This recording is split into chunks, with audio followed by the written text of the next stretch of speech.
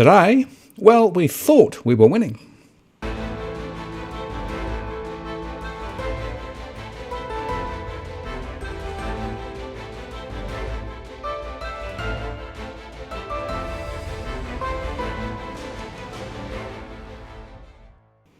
Hello again, it's Martin North from Digital Finance Analytics. Welcome to this post covering finance and prop news with a distinctively Australian and New Zealand perspective.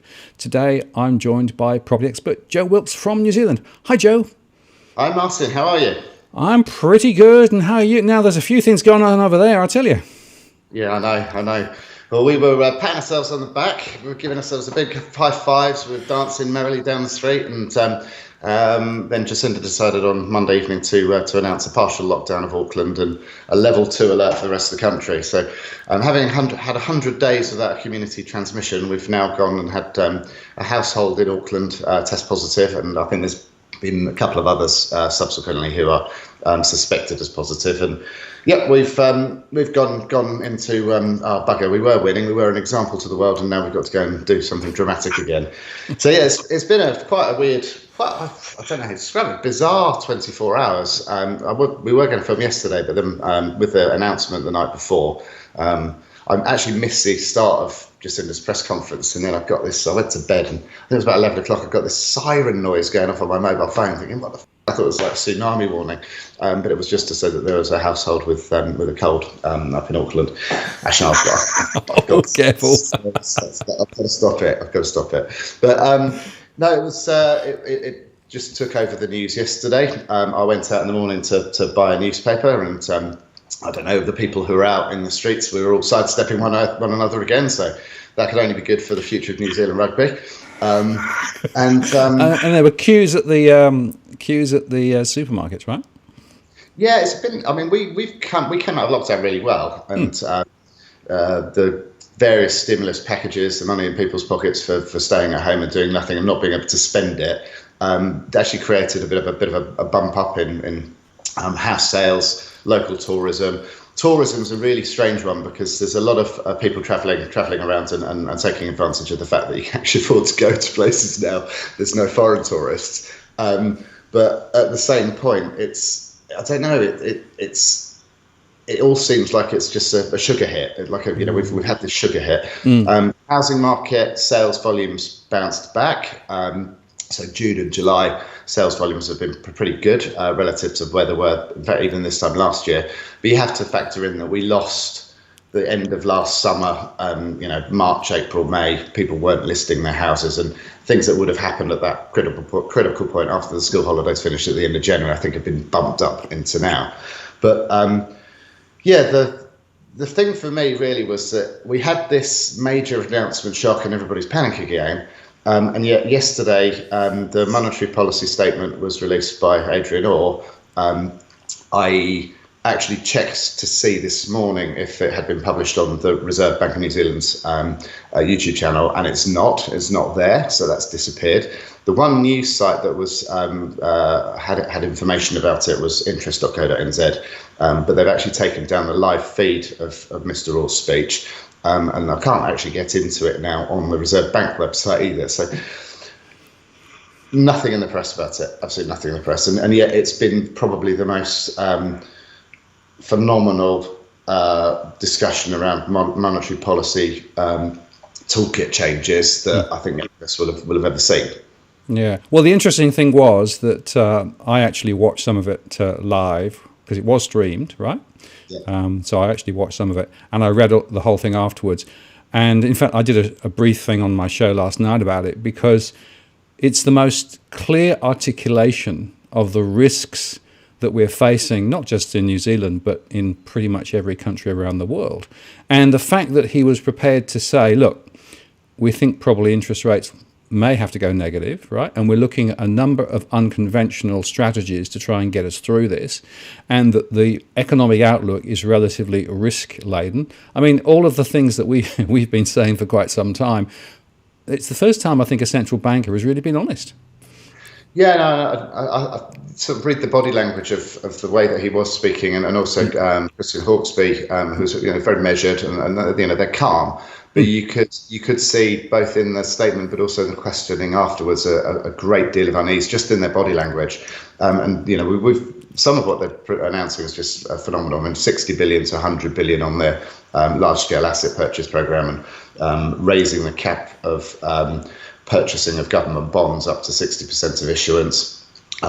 These things are, if you take that in the grand scheme of the New Zealand economy, 100 billion is pretty much a third of our GDP. So we're injecting a third of our GDP in new money into the system through hook or by hook, crook, getting rid of bad loans. And I think that they must be really, really concerned about what's happening out there. Tourism, sort of returning to that is a major part of our economy, and the local tourism is doing its bit to fill in. People are shopping local, spending local, but there are lots of areas where things just never opened up again. So I've been down in Christchurch recently, and there's quite a lot of, I don't know how to describe it, hotels, restaurants, supermarkets, tour guides who catered for a specific market, whether that was the Chinese market, the Japanese market, the American market. The cruise ships came in, the buses went from the cruise ships to a restaurant and then onto a hotel. And some of these places just have never opened up again. So those that are open still, they're probably benefiting from the reduced competition. The pressure on the commercial sector, though, must be enormous.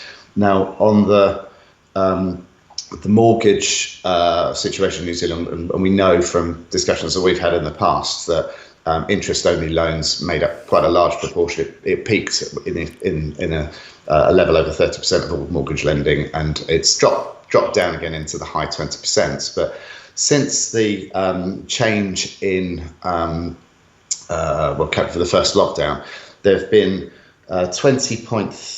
just over 20 billion of loans that have actually gone onto complete mortgage holidays, so 6-month mortgage holidays. That's about 8% of total lending. And 18.3 billion has switched from capital repayment onto interest-only terms. So there's a huge amount of this debt which is just being pushed back onto the never never. We're meant to have an election in just over 30 days. See what happens come Friday, whether Jacinda's going to say no, Auckland's in full lockdown, or we're going to close the borders again. I think it all depends on what the testing does over the next couple of days, but 3 days just seems like a preparation for something bigger. We'll see. But that debt, the furlough scheme, about 1.6 million workers were on government wage subsidies, so over 60% of the workforce, and that's on tune pretty much with the UK's percentages as well. Those things are meant to expire during the course of August and September. Are they going to go and extend that again? Are we going to go and see more money for households to keep them going? And are we directing it in the right place? I don't know. I'm not sure anybody knows. I mean, there's a couple of data points from Australia, right? The first is that CBA announced their results yesterday, and they basically said that there's a chunk of people who are still not making their mortgage repayments. It's dropped slightly, but it's roughly a similar number to the one you've quoted. What was interesting though about CBA's results is that their bad debt provisions were much lower than I expected. And I think they're because it's essentially the argument from APRA here that, deferred loans are not bad loans, so therefore you don't need to actually start doing anything with them. So I rather felt that, again, CBA was pushing it out and hoping that things are going to sort of get better. But they then went elsewhere in their results saying, don't think it's this V-shape. This is going to be U-shape. This is going to be a year, 18 months before we start seeing things come back. And that's because assuming the virus is under control. And here in Australia and over there now, the virus is far from under control. So, there's sort of a little bit of a blurring of reality versus not. And the other point in New Zealand, I noticed that net migration in New Zealand is actually negative. In other words, there are more people going off from New Zealand than coming into New Zealand based on the last stats. And of course, one of the things that's really supported New Zealand over the last, decade plus is inward migration. Yeah, well, you can see it actually when you go around a lot of the building sites, that there are areas where people are cracking on. Projects that started before the initial lockdown, and those need to be finished. You've invested in the land, you started the build project. Only thing you can do as a developer is to get on with it. New sites have just stopped.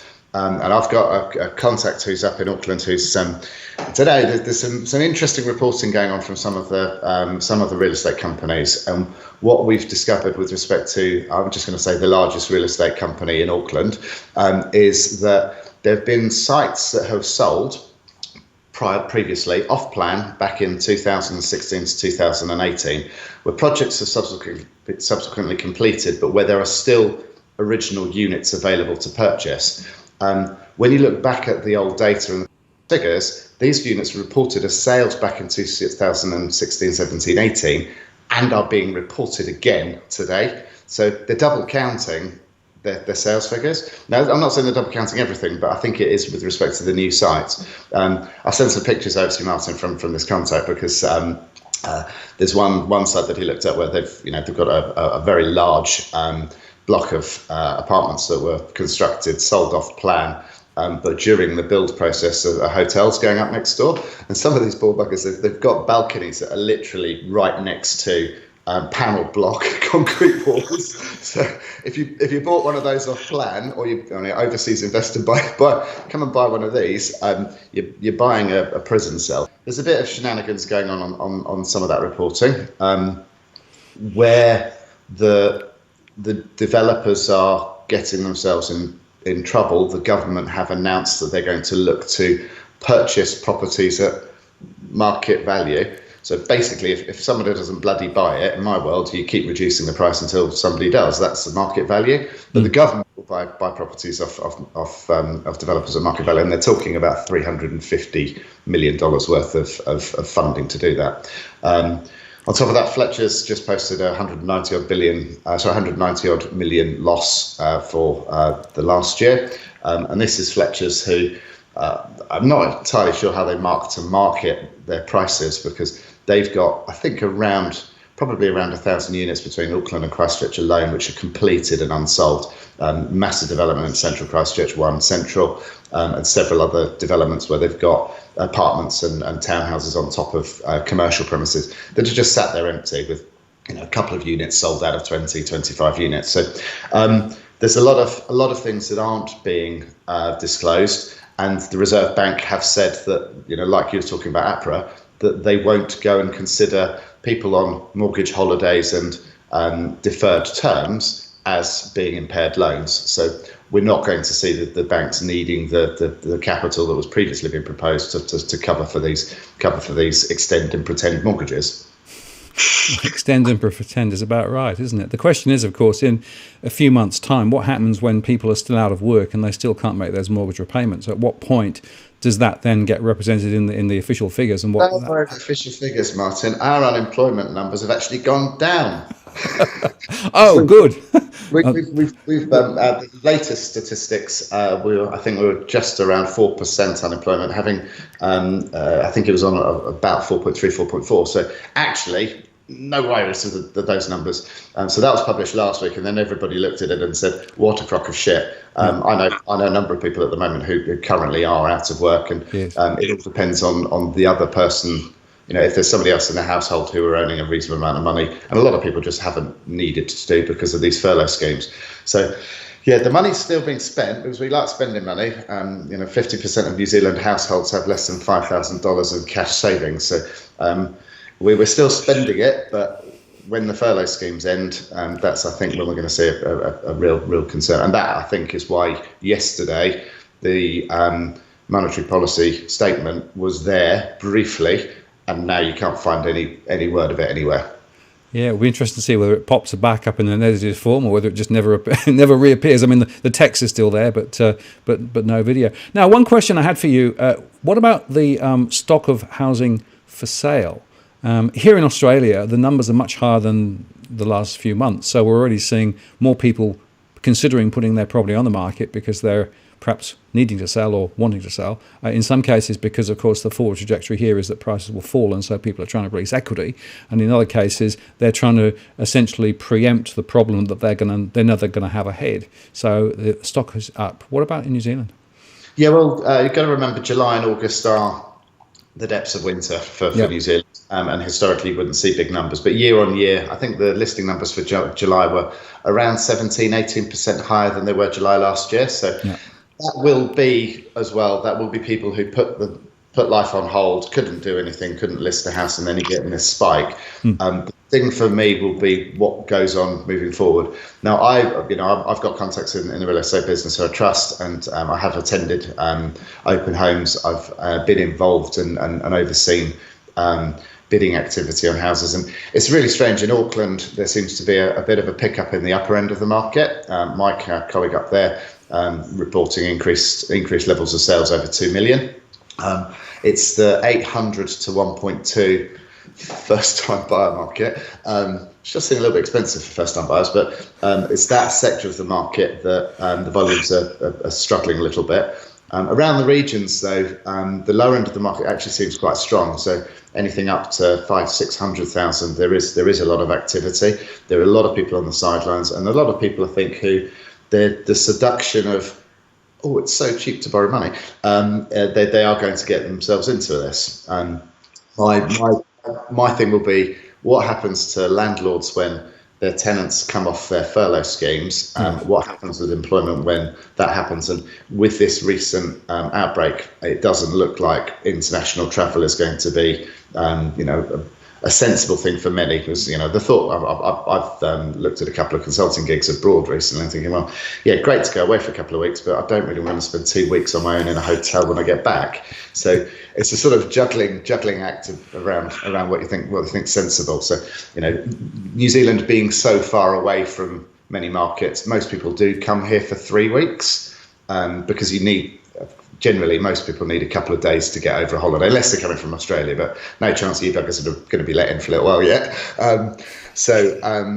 The thought of going away for 3 weeks plus another 2, I think is quite difficult for many people to consider New Zealand as a holiday option, even if we do relax that to a week or whatever. Well, certainly in our latest Reserve Bank statements, they ran 3 scenarios, but in their base case, they're saying, look, international, forget it for some time yet. So it's clearly going to be a long, slow grind. One of the reasons why there's no V shape, I think, here. And of course, Melbourne's locked down, Victoria's locked down. There are other cases popping up in other places too. And New South Wales, I would suggest, is on a knife edge. I think we know we could go one of 2 ways. So it's certainly very, very uncertain. And my observation is it's the small business sector that is really now being ground into the ground. So my latest surveys there are saying around 30% of small businesses are now in significant distress, not just in the industries you might expect, like retail and construction, but others too. And the problem is that there's really no significant recovery coming through. We're going to get the employment numbers today. The official numbers will be higher, I think, but you can't believe those numbers. The real rate's probably around 14% unemployment, which is a big number. We just don't know what our numbers are. I mean, I've got a number of friends of mine who are in the airline industry, air stewardesses, pilots, but they're still being paid. They're not doing anything. They're not flying. They're not going anywhere. And the reality is that all comes off at the end of September. So we've got 5 or 6 weeks. We're going to see more money injected. The government have gone out and asked local authorities to come up with any spade-ready projects that they've got to get underway. Actually, down in Christchurch, it's quite amazing because you walk around and perfectly good footpaths are being fucking dug up to go redo footpaths. But anyway, it's keeping everyone. I'd rather we actually made something to sell, but we're digging stuff up to put it back down again. And there's more people turning the stop and start signs on traffic roadworks. So at the moment, we haven't quite worked out over here that it's easy to get traffic lights that you put on a timer, and then you don't have to have 2 people doing that. Not joking. Joking. Well, you may joke about that. There's been a little bit of roadworks here for the last month, right? And it's a relatively major road. so that they were actually having people with these stop signs and start signs, right? But I counted them up. There were 6 people, right, for one set of roadworks, but there was nothing blocking the road. There's one bloke on a digger and 6 people. They were literally just standing around at each end, talking to each other, right? Now, talk about jobs, jobs. Well, you're making jobs. I just couldn't understand how you could have 6 people standing around, nothing happening, right? All the signs were turned in, so you could see that. And I thought, well, maybe I'm just unlucky. Maybe I'll go back in an hour. So I went back in an hour just because it's just around the corner, and it was still the same. And I've noticed this for weeks and weeks. They also here to be able to do that. So it really is quite amazing. Joe, it's always good to catch up with you again, and we should keep in touch, I think, ahead, because I think the next couple of months are going to be really concerning, but also quite interesting just to track, and maybe we can do a slightly deeper dive into the house price movements next time. I've been reporting on those on the DFA site, but I've got a bit of time to for you at the minute, so yeah, so it's good. Big day for us was Friday. We were winning, but we might not be now. Well, keep well, keep safe, and we'll keep in touch. Look after yourself, mate. All the best. Cheers. Thanks, Joe. So there you have it, the latest from New Zealand. And we'll be catching up with Joe again in the next few days. I'm Martin North from Digital Finance Analytics. Many thanks for watching, and I'll see you again next time.